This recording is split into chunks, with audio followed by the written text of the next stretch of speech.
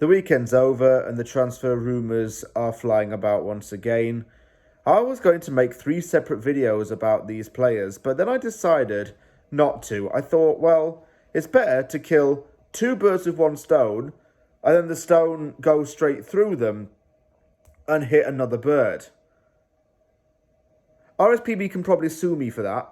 I don't care. I got proof that I've never hurt any birds in my life. It's just an expression for those who are a bit too sensitive. But still, I have 3 players to talk about in this video that West Ham are very tightly linked with. And do you want me to be really honest? I had criticised one of these guys before, but as time has passed, I've actually got a bit more warm to him. Like, I actually think he'd be decent. It's weird how things change, isn't it? What's wrong with me? I don't know. But I'm hoping that I'm changing my mind for the better, because if we sign all 3 of these guys, I think West Ham's going to do a Gordon Ramsay, Heston Blumenthal, Ainsley Harriott kind of thing, and cook.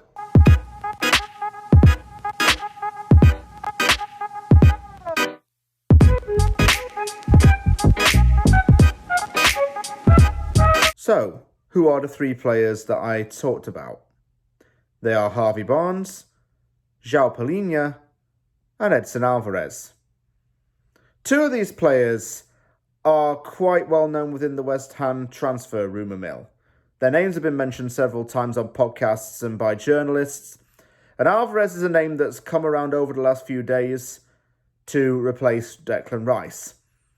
Rice is set to sign for Arsenal, and the deal is looking ever more likely. He will be heading to the Emirates Stadium very soon, in my opinion. Who are these players exactly, and why am I talking about this? Well, there might actually be some strong credibility in these rumours. Harvey Barnes is seen as the ideal winger candidate for West Ham. It could mean offloading Fornals, Cornet or Benrahma. As a result, I personally don't think that would be a wise decision, because we'll need those guys for depth options. If I were to pick one of those 3 players to leave, it would have to be Cornet, because it just hasn't worked out in the short time that he's been here. Having said that, Barnes would be a more competent replacement. He had a very impressive 2022-23 campaign, despite Leicester's relegation, and it's no wonder that he's set to leave. Many YouTubers have called him too good for the Championship. He really is, and Leicester's going to want to cash in on him. I'd be careful of the fee though, and that's going to apply to all the players in this video, I suppose. You need to be careful of the fee that we're going to pay for him.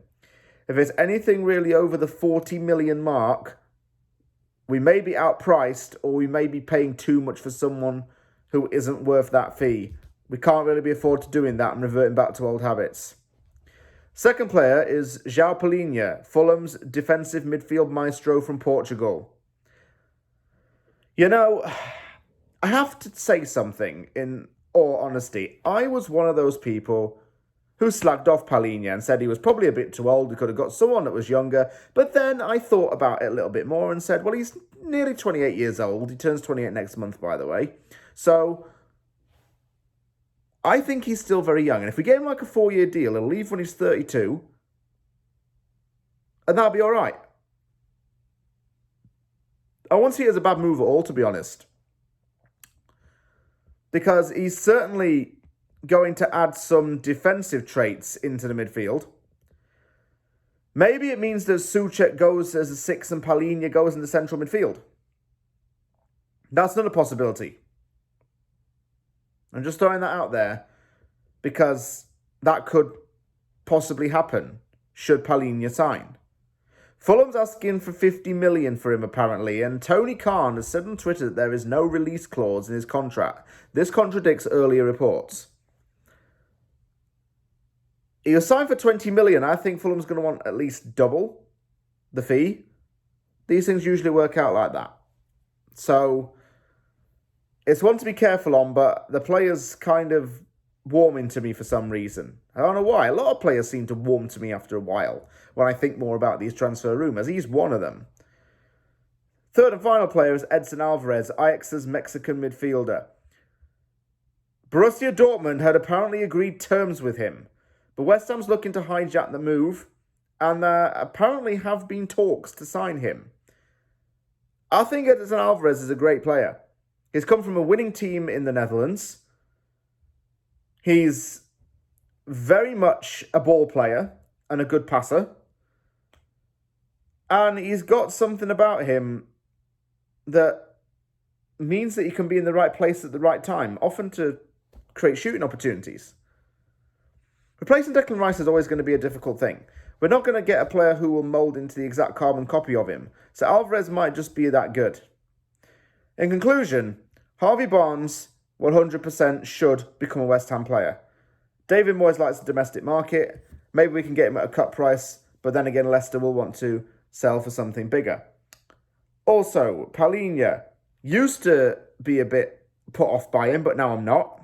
And Edson Alvarez would be solid business. If we get those 3 players in this transfer window, and bear in mind we're expected to sign at most 7 players based on Club Insider reports, I think that's good enough. That is the start of the cooking process. We'll be making the starter, getting it served out, and then we just got to focus on the mains and the pudding, which are the final bits of the successful transfer window.